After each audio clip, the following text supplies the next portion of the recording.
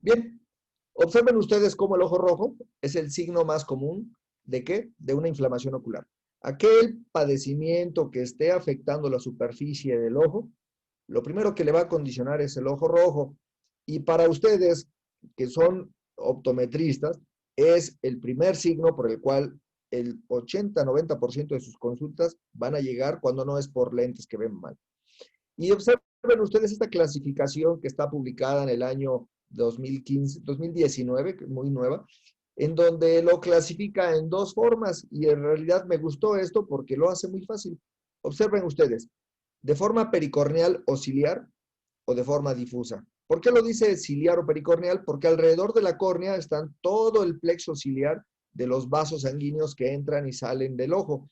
Así que cuando esto se inflama, nos va a dar algunos signos muy importantes, como de que pudiera tratarse de un problema infeccioso o inflamatorio de la córnea, como también pudiera ser de un problema como una uveitis anterior, o cuando es difusa, que todo el ojo se llega a poner rojo. Observen ustedes, puede ser por una conjuntivitis en sus diversas variantes, que al ratito vamos a mencionar, una escleritis o espiescleritis y un cierre angular agudo. Entonces, con esta doble rama que este autor hace, podemos darnos ya una idea de qué puede tratarse cuando un paciente llega con nosotros por ojo rojo. Ahora, si quisiéramos saber la etiología de ese ojo rojo, miren ustedes nada más. Generalmente podemos clasificarlo como no es doloroso, bueno, pues es una hemorragia subconjuntival en la gran mayoría de las cosas. Las hemorragias subconjuntivales son muy frecuentes en aquellos pacientes mayores de 40 años que por efecto de una maniobra de Valsalva, que es un esfuerzo muy grande, generalmente hacen una presión torácica, cierran la glotis, eso aumenta la presión arterial de forma súbita y llegan a tener esas hemorragias subconjuntivales, que en algunos casos son muy leves o en otras son muy, muy escandalosas y por los cuales el paciente nos visita. Pero observen, no duelen. En cambio, aquellas que tienen dolor pueden tener un origen ocular o un origen orbitario. Cuando son orbitarios, se acompañan de otros signos, generalmente son inflamaciones de los párpados. Observen ustedes, la celulitis orbitaria, la orbitopatía dispiroidea, el pseudotumor orbitario, la fístula carótida cavernosa o algunos otros síntomas como los orzuelos y chalaciones, que seguramente muchas veces han llegado con esos padecimientos a su consultorio. Pero en este momento lo que nos interesa a nosotros es investigar aquellos padecimientos de origen ocular. Y observen ustedes, la etiología en base a este ojo rojo doloroso es o tiene un problema en la córnea, como una queratitis infecciosa, como una queratitis no infecciosa o un cuerpo extraño corneal. Al final les voy a dar una conclusión para que ustedes puedan definir más fácil todavía esto. Puede deberse también a una conjuntivitis aguda, obviamente que puede ser infecciosa o no infecciosa, una uveitis anterior, que nosotros podemos clasificarlas como granulomatosas o no granulomatosas, pero en el caso de ustedes nada más una uveitis anterior, cierre angular agudo o patología escleral. La patología escleral es muy, muy severa y generalmente obedece a problemas reumatológicos, los cuales le pueden dar epiescleritis simple o epiescleritis anterior. Entonces, hay que estar muy abusado con la etiología y el dolor de un ojo rojo.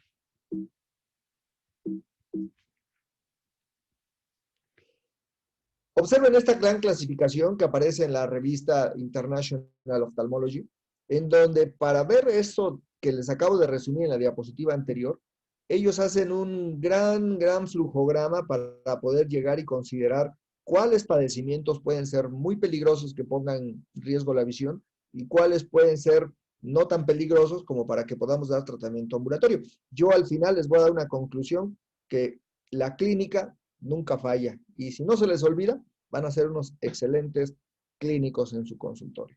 Entonces observen ustedes qué difícil y qué complicado poder entender muchas veces todas estas clasificaciones que para los médicos pues es obligatorio conocerlos, pero a nivel de un consultorio de optometría, sabiendo un poquito de clínica, va a ser mucho más fácil entre aquel padecimiento que yo puedo agarrarlo y tratarlo y aquel que lo tengo que derivar a un médico especialista.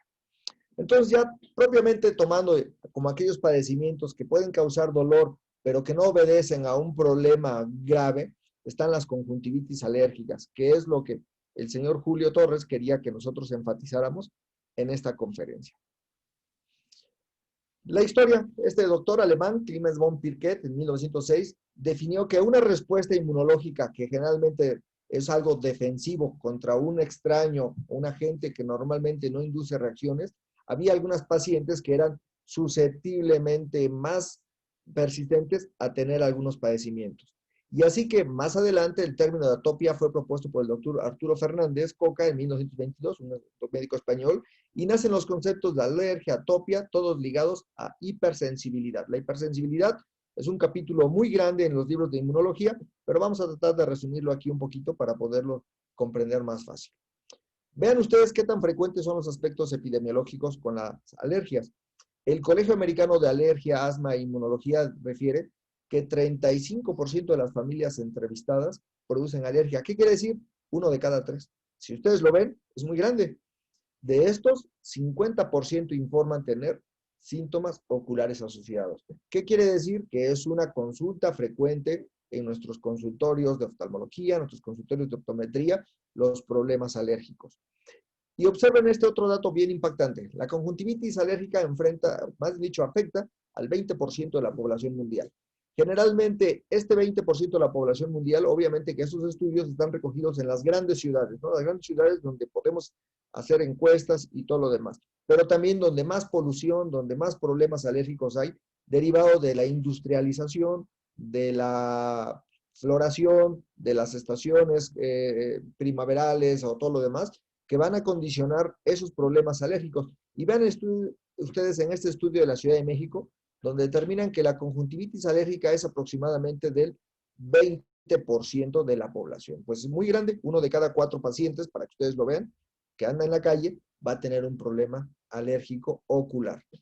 Esto fue también este trabajo en el año 2010 de los doctores Morales Marín. Dicen que la incidencia en México es de 3.5 por cada 1000 pacientes y que el grupo más afectado son los niños de 7 años.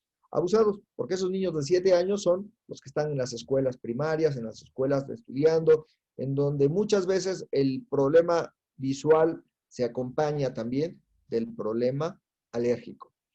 Observen ustedes en este otro estudio también, en donde en Morelia, Michoacán, hacen unas 10.344 entrevistas y se manifiestan que la enfermedad se presenta aproximadamente en 6.6% adolescentes y 3.3% en escolares.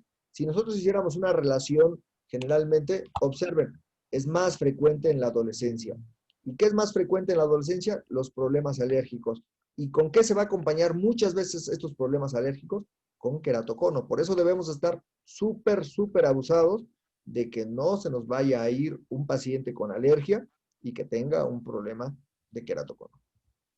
Bien, ¿de dónde viene la palabra conjuntivitis? Pues bueno, viene del griego conjuntiva, perdón, de la palabra latina conjuntiva y del griego itis, que es inflamación, inflamación de la conjuntiva, y alergia de otros, reactividad y acción, la acción de una reactividad provocada por otra sustancia ajena a nuestro organismo.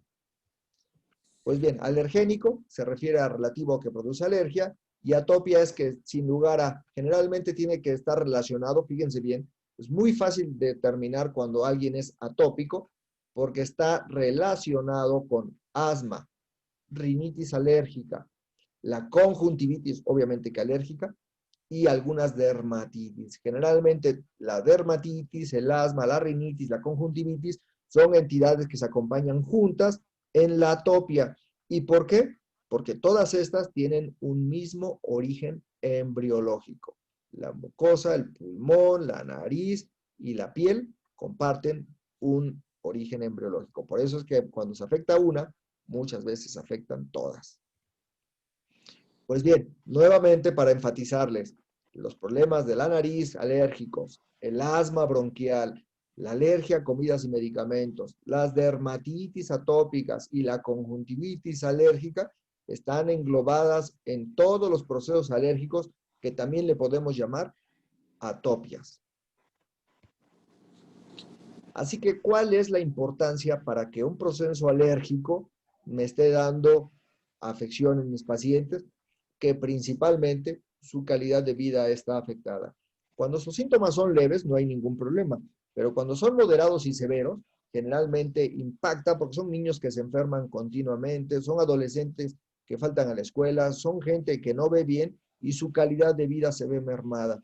Pero también, observen ustedes, es el desorden más común del sistema inmune, los procesos alérgicos. Es por eso que tenemos que echar mano en muchas ocasiones de lo que es un oftalmólogo, un dermatólogo, un otorrinolaringólogo, un neumólogo y sobre todo un alergólogo. El alergólogo, el oftalmólogo y el optometrista generalmente todos estamos englobados en un proceso de estudio de un paciente con un proceso alérgico. Ahora bien, ¿cómo es la enfermedad inflamatoria cuando afecta a la superficie ocular en un proceso alérgico? Pues es repetitivo o muy frecuente. Se recurre porque repite cada rato, cada que el paciente se expone con ese alergeno o con esa sustancia que le causa la alergia, va a empezar con su sintomatología. Generalmente es bilateral, afecta a los dos ojos casi siempre, porque los dos ojos tienen un sistema inmunológico de un sistema linfoide asociado a mucosas, en donde van a responder a ese alergeno, a esa sustancia que la irrita, y van a provocar una respuesta que puede ser desde muy leve hasta muy agresiva. Y generalmente puede ser asimétrica. En un ojo puedes tener síntomas muy leves y en el otro puede tener síntomas muy graves, pero generalmente en el más del 90% son simétricas. Y observen ustedes lo que platicábamos de las encuestas y todo, que están hechas en grandes ciudades donde los factores desencadenantes están bien estudiados. ¿Cuáles son estos? Pues los ácaros y polvos. ¿Dónde los tenemos? Generalmente en las alfombras, en los lugares húmedos, aquellos que guardamos muchas veces, aquel juguete de tela, aquel juguete de trapo, aquellos juguetes que acumulan mucho polvo, pues bueno, también pueden acumular ácaros. Los procesos infecciosos también pueden favorecer que los factores alérgicos se desencadenen más rápido. El humo del cigarro está ampliamente estudiado desde hace o bueno, más dicho, desde hace algunos lustros o algunos años, en donde esto también desencadena factores que puedan ser alérgicos a los hijos. La contaminación del aire, el polen más relacionado precisamente con las estaciones del año, el moho, ya platicamos, con la humedad, y algunos animales. Es sumamente frecuente, fíjense bien, que a hoy lleguen nuestros pacientes y si ustedes les preguntan, oye, ¿tienes mascota? Yo creo que el 80% les va a decir que sí. ¿Y por qué llegan con nosotros? Llegan por ojo rojo. Uno, por el abuso y exceso de los dispositivos electrónicos. Y dos, porque generalmente ya a su mascota ya no le llaman mascota, ahora le llaman ya perrijo, le llaman gatijo, y ahí lo tienen abrazado muy cerca y expuesto de los ojos, lo abrazan, lo besan, no se lavan las manos, les come el ojo y ahí va la mano al ojo directamente a inocular todos esos alergenos que causan la respuesta inflamatoria que ya vimos que provoca dolor, lagrimeo, ojo rojo, sensación de cuerpo extraño. Así que vean ustedes, si yo soy susceptible inmunogénicamente a cualquiera de estos factores desencadenantes, si yo estoy mucho tiempo expuesto a cualquiera de estos factores desencadenantes y si tengo y existe una mayor complejidad del medio ambiente como esta ciudad, que no es lo mismo la Ciudad de México a lo mejor como la ciudad de Oaxaca, Morelia, donde hay menos industrias, pues obviamente que los procesos alérgicos van a ser más severos en las grandes urbes. Y así que las principales afecciones atópicas, obsérvenlo, se van a representar en la piel, en el asma, son niños que frecuentemente andan con hiperreactividad bronquial. Si ustedes tienen hijos, obsérvenlos, generalmente llega el invierno y empiezan a toser, y esa tosedura viene generalmente acompañada de producción, generalmente que es mucosa, blanquecina, y cada rato se les enferman a estos niños en lo que es el invierno. Así que también les puede dar fiebre y sobre todo rinitis alérgica. Y por supuesto, la conjuntivitis alérgica, que es el motivo de estudio que estamos en este momento aquí. Y observen ustedes ahora sí, mi conjuntivitis alérgica, ¿a qué está mayormente asociada? Pues está asociada a una rinitis alérgica en el 66% de los adultos y 97% de los niños. ¿Por qué? Porque la mucosa conjuntival y la mucosa nasal derivaron del mismo epitelio. Entonces, generalmente esta es una dupla que se acompañan casi siempre. En los niños siempre, el niño está estornudando, está con rinorrea, está tocándose la nariz y también se está frotando fuertemente los ojos. El asma y la conjuntivitis alérgica en adultos se representan un 16%, pero observen en los niños, 56%. Generalmente cuando tienen un ataque de asma, previamente se precedió de un lagrimeo, un ojito rojo, de una talladura, y luego llega el ataque de asma. Y los procesos atópicos, ustedes van a observar a aquel niño que es muy nervioso, aquel niño que con una pequeña plantita y ya tiene su dermatitis atópica y su lagrimeo.